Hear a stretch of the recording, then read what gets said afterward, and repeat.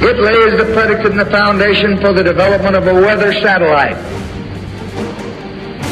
that will permit man to determine the world's cloud layer and ultimately to control the weather, and he who controls the weather will control the world. Welcome to the End of the World as We Know It broadcast. If you have the courage to face bad news head on, you're on the right station. Let's get started. First this, world on brink of 5, quote, disastrous climate tipping points study finds. That's from the UK Guardian and many other sources. Sounds bad, but it's actually far worse. There may be up to 50 feedback loops already triggered, not 5. What part are geoengineering operations playing in this doomsday scenario? Stay tuned. Yes, the corporate media sock puppets tell us it's all just climate alarmism. Question, how completely off the mark is such denial so far? And there is this, any source that has anything to say about the climate or the weather from any perspective, which doesn't include the climate engineering factor first and foremost, is lying to you. Keep that in mind. Next headline, many sources.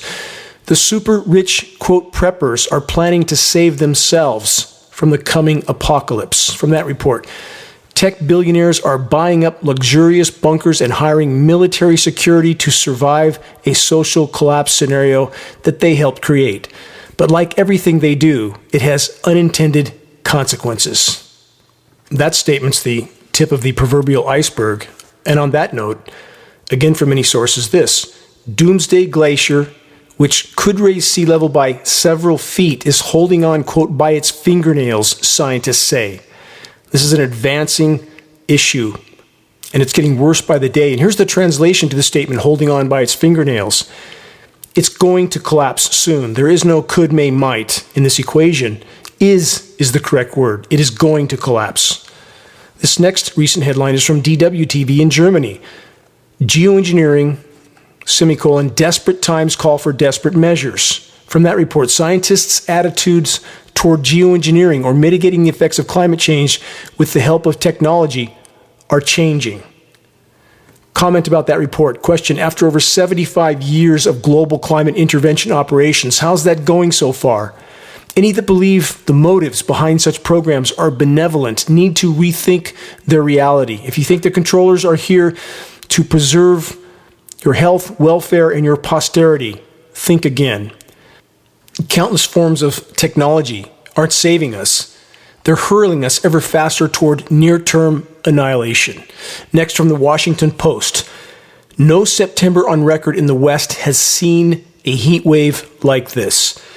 From the report, nearly 1,000 heat records have been set over the past week from California to North Dakota, many by large margins. And even though that sounds like a lot, 1,000, when it comes to high temperature records, official sources only record a small fraction of the amount that they would record if it was an engineered surface cool-down event over the same geographic region. They might record 5,000 records or 10,000. That makes it look like it's colder than it actually is. That's part of the deception of climate engineering operations and official record-keeping entities, which are doing everything they can to mask the true severity of planetary meltdown from the public until the last possible moment.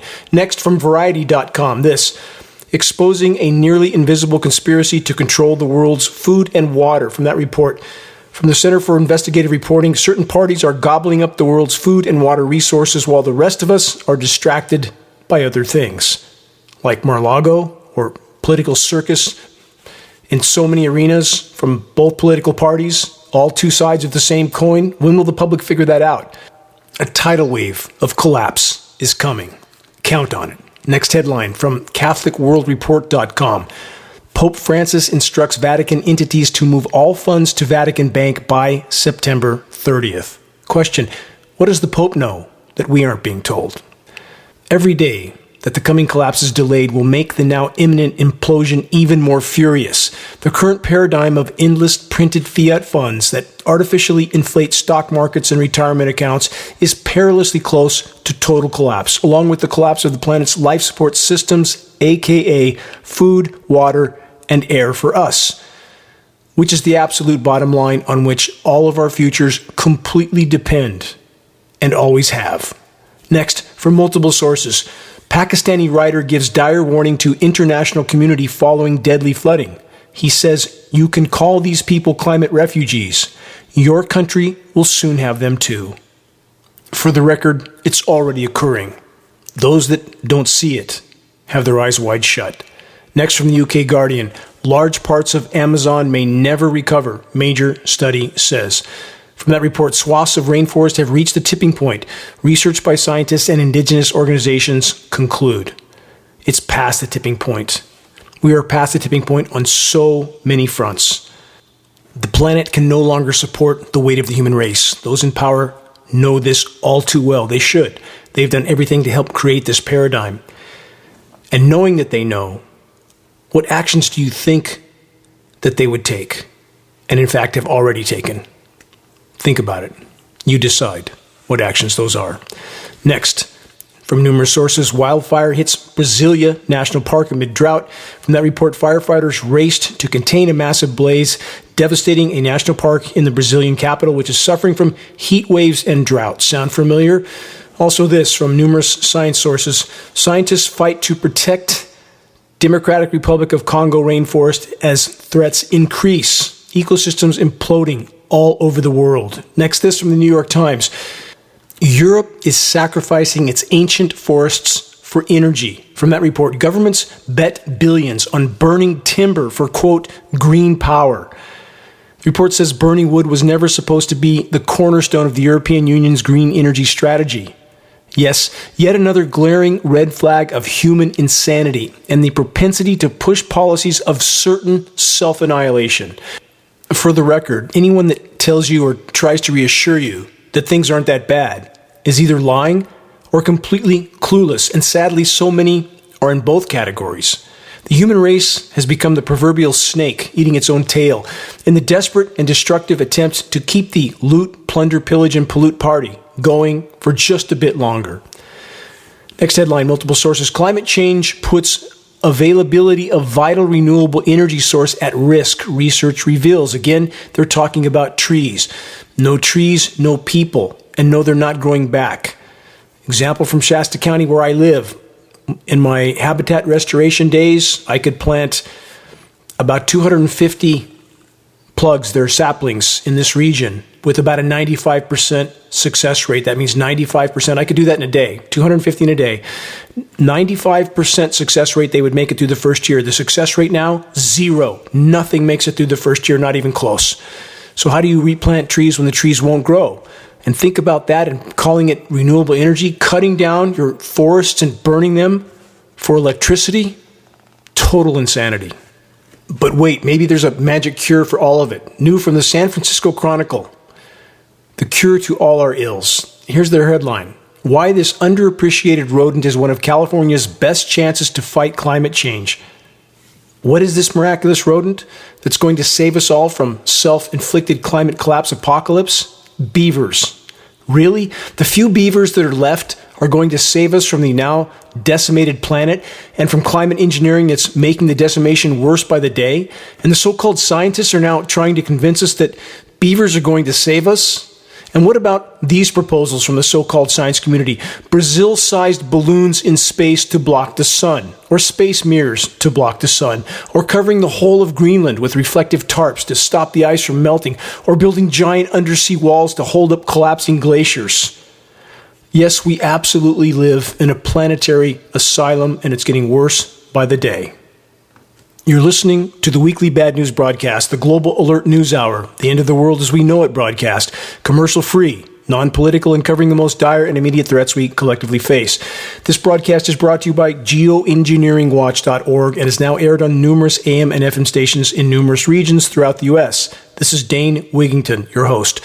Please check the homepage of Geoengineeringwatch.org for our YouTube channel, posts of this report, and other breaking issues. We hope you will subscribe to our YouTube channel, click the bell to get notifications of our new videos. Likes, comments, and sharing helps us to get this broadcast out to new listeners. Also, our groundbreaking documentary exposing global climate engineering operations titled The Dimming, available to view for free on the homepage of Geoengineeringwatch.org. Please help us to expand our voice, and in doing so, help us to more effectively sound the alarm. Again, our website, geoengineeringwatch.org, the largest and most visited source in the world on the subject of covert climate engineering operations. Moving on, more bad news, so much more. How fast is the great die-off occurring? Here's a few snapshot headlines from the last month alone. Seabirds dead around the Scilly Isles in England. Next, thousands of dead fish washing up in Lake Wichita, Texas. Next, thousands of dead fish washing up due to unprecedented red tide in San Francisco Bay, America. Next, 727,000 cattle dead due to flooding in Pakistan. Next, thousands of fish die in Lake Somerset, England. Next, wild vultures dead from avian flu in Georgia, America. Next, tens of thousands of dead fish wash up on a beach in West Sussex, England. Next, 100 tons of fish dead in Polish River. Next, tens of thousands of fish dead due to wildfires in California, contaminated waterways. Next, thousands of dead fish wash up in a lake in New South Wales, Australia. Next, thousands of dead fish wash up on a beach in Yucatan, Mexico. Next, mass die-off of seagulls in North Wales is, quote, a mystery. Next, dead dolphins found on the coast of northern Bulgaria. Next, 3,000 dead seabirds found in the Farne Islands in England. Next, 1.5 million livestock dead due to drought across Ethiopia. Next, thousands of dead seabirds found washed up in Newfoundland, Canada. Next, never before seen fish die off in Cadiz, Spain. And this, 3,000 plus dead dolphins in Black Sea, Ukraine, Russia. That's a small snapshot from the last month alone, and there are many, many more headlines. The die-off is occurring all over the globe on every front. How can anyone possibly think this can keep going? I don't care if McDonald's is still selling Big Macs and Wally World is open. That won't change a thing. That's designed to pacify populations until the brutal bitter end, and all the orchestrated, scripted political theater that has absolutely no bearing on the wider horizon. Nothing. Total mass distraction, and so many asleep at the wheel following it. Here's a headline on the die-off of smaller organisms that are still crucial to our survival. No bugs, no people. From theweathernetwork.com, fewer dead bugs on your windshield is actually a bad sign for insects. No kidding. They say, have you noticed that you don't have to squeegee your car windows as often anymore? Entomologists certainly have, the report says, and they are concerned. It points to a serious worldwide decline in insect populations and diversity. Consider this. Consider it took a team of so-called scientists to come to this conclusion 10 years after Geoengineeringwatch.org publicly disclosed the insect population collapse based on our work with former U.S. Forest Service scientists. The only reason official sources are talking about it now is because the insect crash is so severe, it can no longer be denied. Next headline from last week. As the climate changes, global air quality is set to take a hit. The report states an anticipated rise in the frequency, intensity, and duration of heat waves and associated increase in wildfires this century is likely to worsen air quality, harming human health and ecosystems. The interaction between pollution and climate change, producing widespread increases in particulate small matter, that's PM 2.5, a particle size which is certainly harmful to human health. The report states that these particles will impose an additional, quote, climate penalty for hundreds of millions of people, according to a new report from the World Meteorological Organization, the WMO. What climate penalty? An endless list of breathing and overall dire health ailments. What biggest of all source of toxic atmospheric particles is being systematically hidden by blaming the consequences on everything but this scenario? Global climate engineering atmospheric spraying operations. Further, climate engineering elements are nanoparticles, far smaller and far more harmful. And the elements themselves make the problem far worse still. Aluminum, barium, strontium, surfactants, polymers, the list goes on and on. And this is part of the equation that isn't being acknowledged from any official source for obvious reasons. Next, UN states, quote, heat waves and wildfires to worsen air pollution as well. Certainly we would expect that, but what is occurring on top of the wildfire smoke canopies? Jet aircraft, aerosol spraying. How do I know? We have time-lapse film footage and satellite imagery to prove it. The Paradise Fire is one example, and you can see the time-lapse imagery of the jet spraying going on over the Paradise Smoke Canopy on the geoengineeringwatch.org documentary, The Dimming, available on the homepage of geoengineeringwatch.org. What's happening to those that try to sound the alarm on the climate engineering insanity or anything else of grave importance that disputes official denial narratives? This is what's unfolding, a police state of total censorship. This next headline is a chilling example from last week. More than 50 officials in President Joe Biden's administration across a dozen agencies have been involved with efforts to pressure big tech companies to crack down on alleged, quote, misinformation, according to documents recently released. I'll try to get more details on this report later in the broadcast, but here's the bottom line. We're not allowed to dispute official narratives anymore. While so many are blindly waving their flags, ranting about the land of the free and the home of the brave, we're living in an increasingly totalitarian state, fascism. And no, it's not a political issue. Both parties and all who represent them are two sides of the same controller coin. Back to the bottom line of the collapsing biosphere and the climate engineering factor in the equation. Next headline from last week, extreme flash droughts will continue into the future. Below is a case in point. Iran's Lake Urmia risks fully drying up. We're talking about Lake Mead and Lake Powell here. How big is this lake? Let's look at the math on this. The lake once covered 5,000 square kilometers. Lake Mead, for example, when full, is only 640 square kilometers. The report then states, Iran suffers from chronic dry spells that are expected to worsen with climate change. Climate change alone or climate engineering operations? With that in mind, let's add this to the equation. Has Iran's rain been targeted, not just now, but in the past? If you want to know more specific details and documentation on that, search geoengineeringwatch.org. Iran accuses U.S. of using weather weapons. Since the anniversary of 9/11 is tomorrow, let's connect these issues. 1 week after the 9/11 events, former NATO Supreme Commander General Wesley Clark was given a list of Middle Eastern countries that were to be targeted because of the 9/11 events. Every one of those countries subsequently underwent a once-in-1,000-year drought. Just a coincidence or something else? You decide. And about so-called flash drought, that term has come into use in direct lockstep with the ramping up of climate intervention operations. Connect the dots. Are U.S. citizens now a target of engineered drought? Search geoengineeringwatch.org, engineered drought catastrophe target California. See what we said almost a decade ago, which has unfolded exactly as we said it would. On that note, new from the LA Times. Facing, quote, dead pool status, California faces painful water cuts from the Colorado River. That's an unfolding story. They tried to mask it a bit by pumping some monsoonal moisture into that region and actually raising the lake level a few feet in the middle of summer to try to take some of the attention off that situation, but it's still developing. Next headline from last week. Pakistan flood misery grows for millions. Unprecedented drought and deluge scenarios, aka hallmark of climate engineering. On that note, this report, also from last week, impacts of floods and droughts increasing worldwide. While the western U.S. continues to be dried and fried, catastrophic flooding continues in parts of the South, Georgia being the latest example of a once-in-a-thousand-year flood, 8 in as many weeks, as a matter of fact, while the once-in-1,200-year drought continues to worsen in the West. Both scenarios are crushing crops. Empty food shelves in the market are coming. Count on it.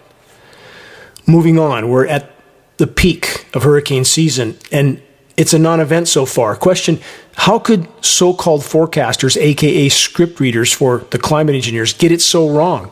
Because the weather schedulers, Raytheon and Lockheed Martin, have altered the script. Question, are the weather makers making sure that nothing spins in the record-warm Gulf of Mexico to ensure that the oil keeps pumping? You decide. And for those that think that's a good thing, when the climate can't respond, when it can't try to reach an equilibrium from what's happening to it, when it's virtually in a straitjacket, a climate engineering straitjacket manipulating its natural systems, no, that's not a good thing. I'm sorry for those that only care about pumping oil to keep the Winnebago fueled up. There are bigger problems, and the more we interfere with the planet's life support systems, the more lethal those problems are going to become.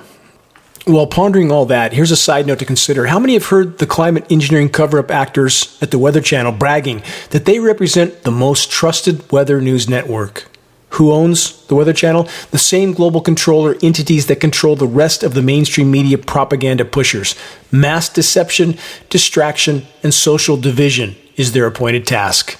Elsewhere in the world, this headline: power outages and damage as typhoon hits South Korea and southwest Japan. Typhoon, hurricane, the same. Next headline from last week: overall warming of up to 5 degrees centigrade this century projected for the eastern Mediterranean and Middle East. The report states unprecedented and societally disruptive extreme weather events, including heat waves, droughts, dust storms, and torrential rains, will soon become a reality unless immediate, ambitious, and transboundary climate action is taken. Think climate engineering when you state that. It's already been going on for 75 plus years.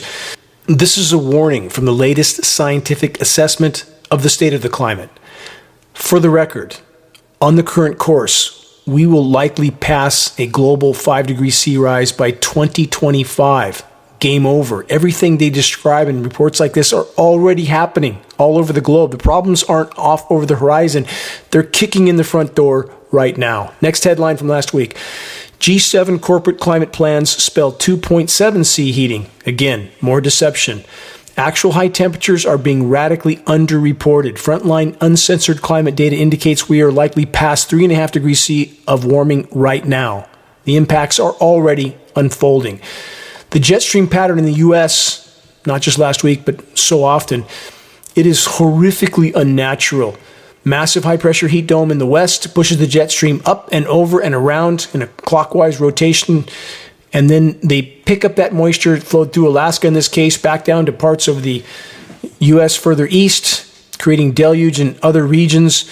But the heat created under this heat dome is absolutely shocking.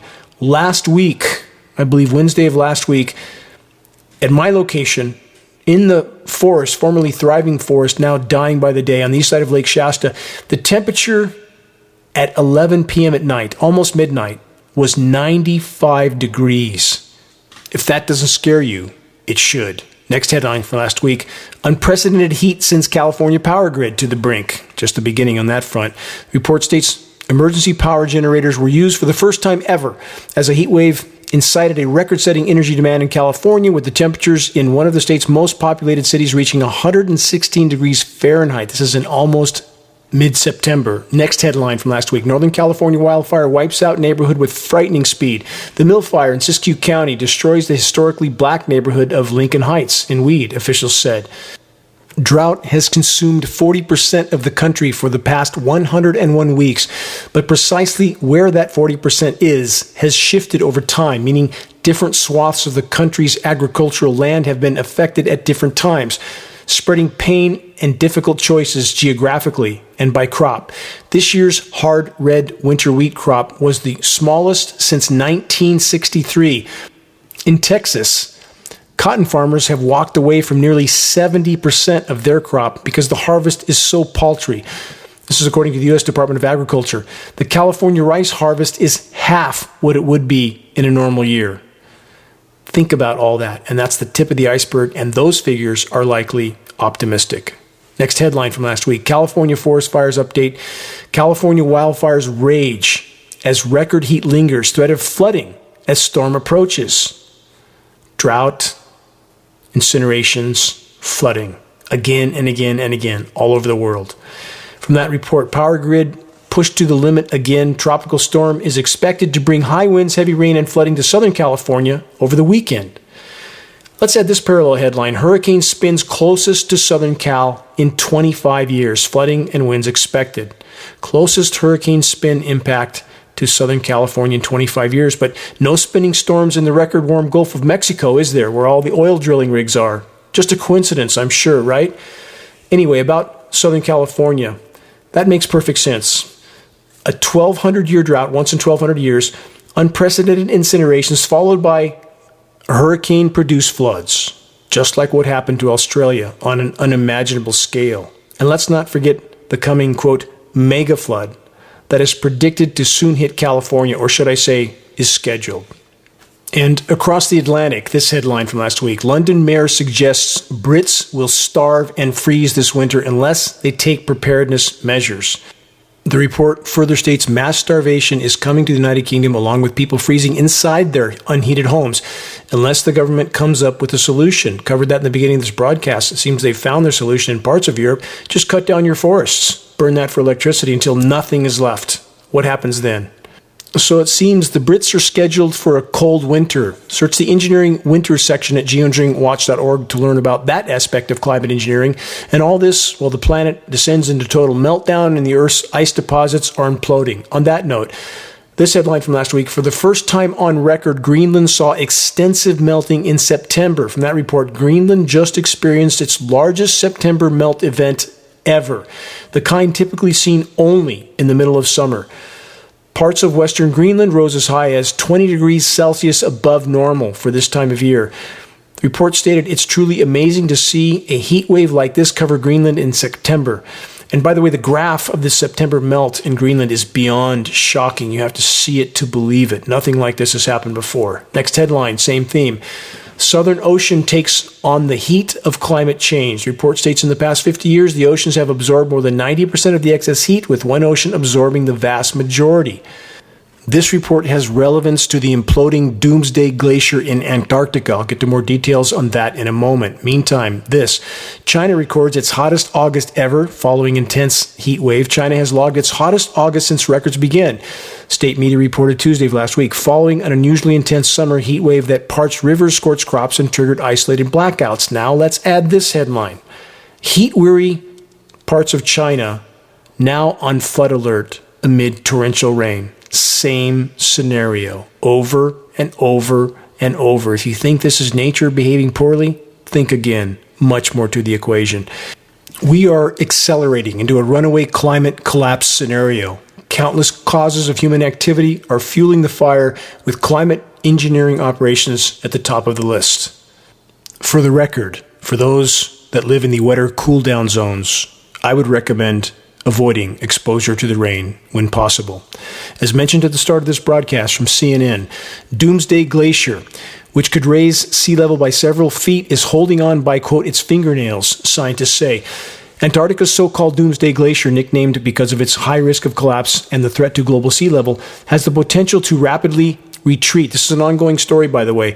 In the coming years, scientists say, amplifying concerns over the extreme sea level rise that would accompany its potential demise. The Thwaites Glacier, located in West Antarctica, is one of the widest on Earth and is larger than the state of Florida, but it's just a fraction of the West Antarctic ice sheet, which holds enough ice to raise sea level by up to 16 feet. So many are still clinging to the delusion that someday soon everything is going to go back to normal. It's not going to happen. What was is gone. It's not coming back.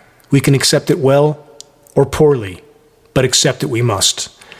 In the case of the so-called Doomsday Glacier, it's not a question of if, but when, and that when will likely be far sooner than even this seemingly worst-case warning.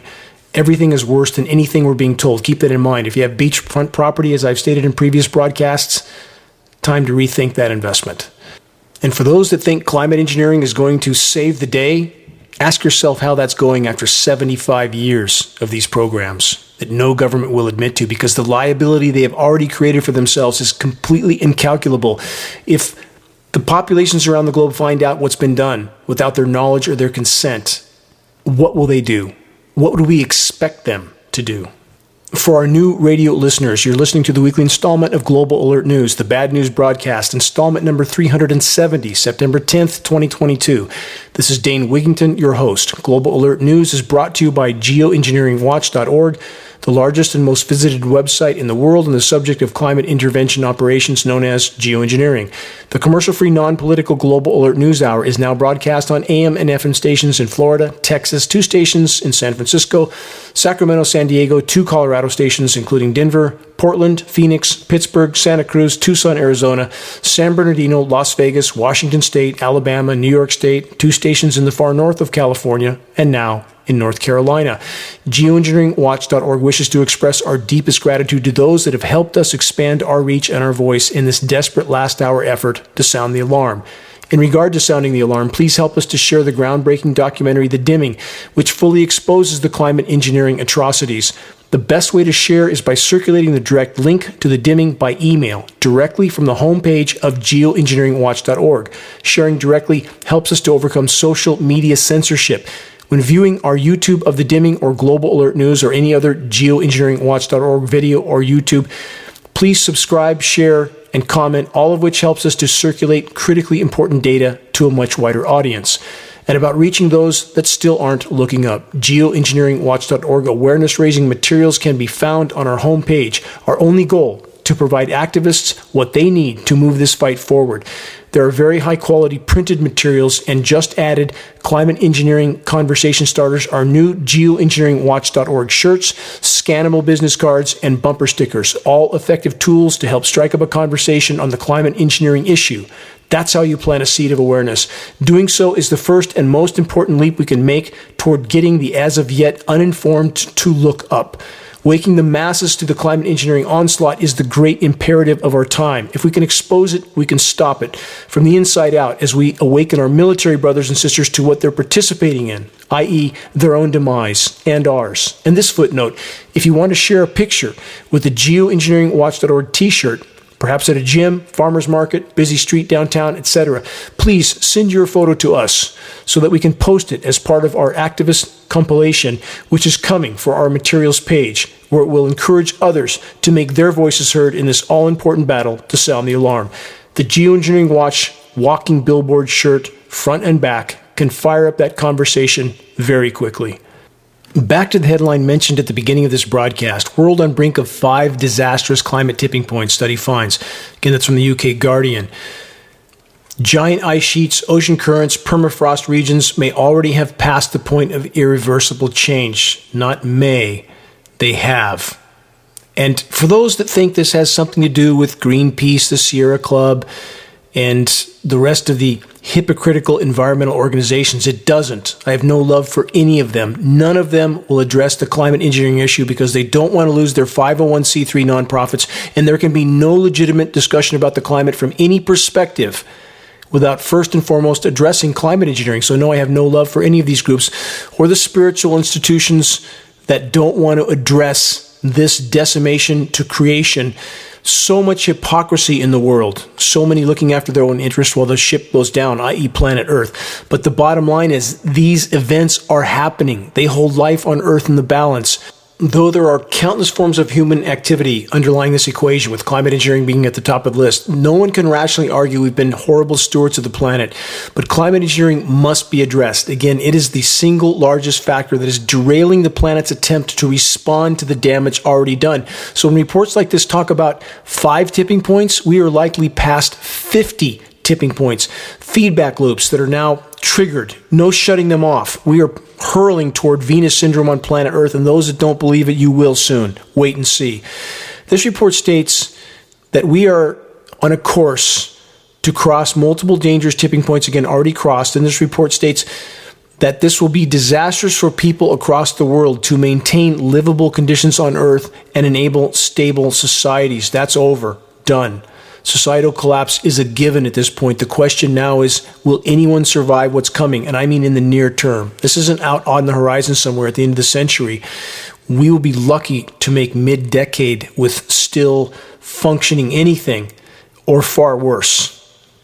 I want to paint a clearer picture on some of the cornerstone factors in this equation.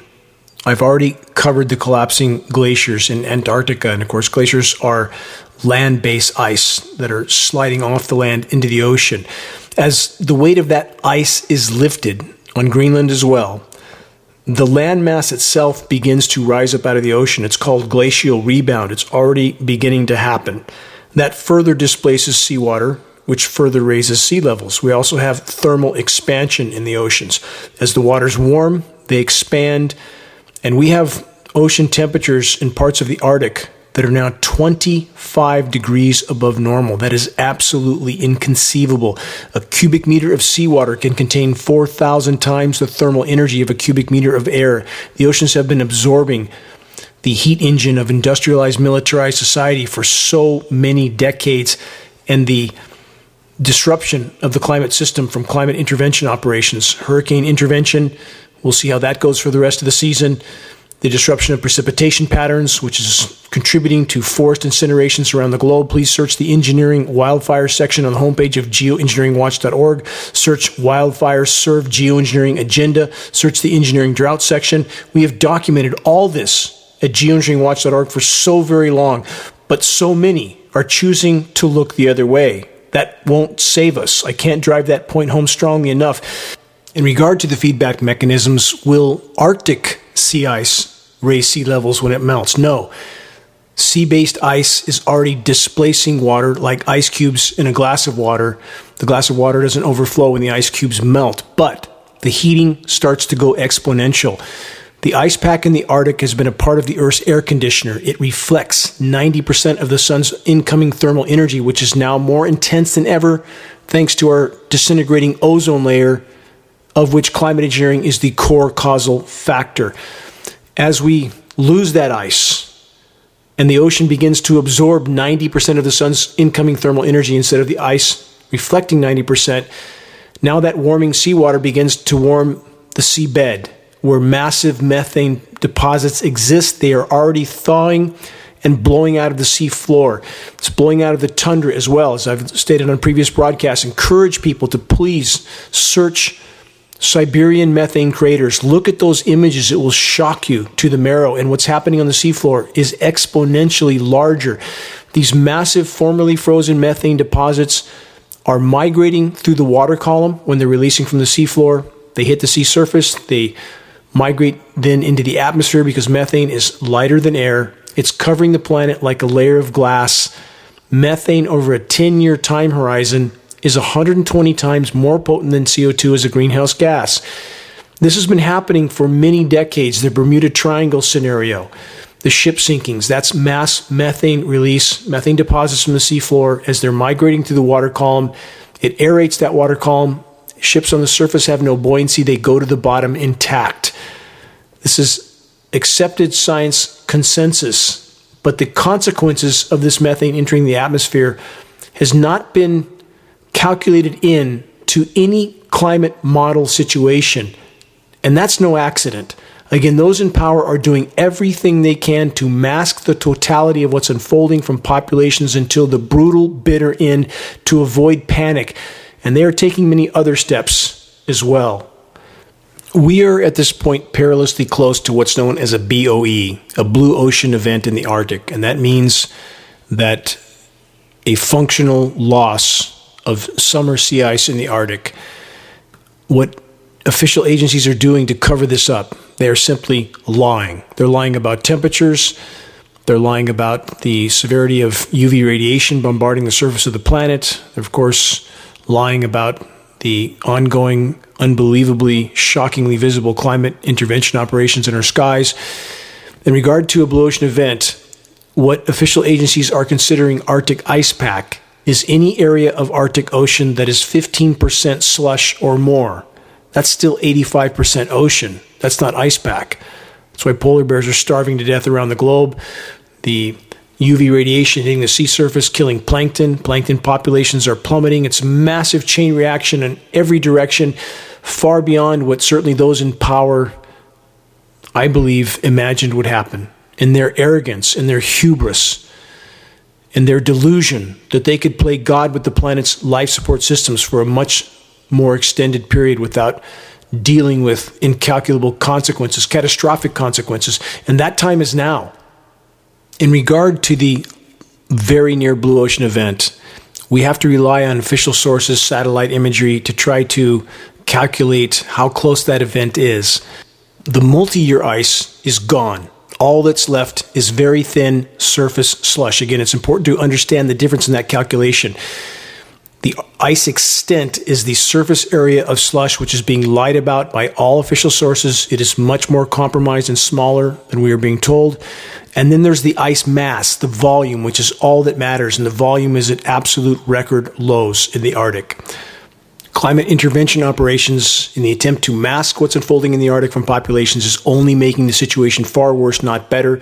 We can see from satellite imagery, sea surface ice nucleation operations, which looks like a chemical spill on the sea surface.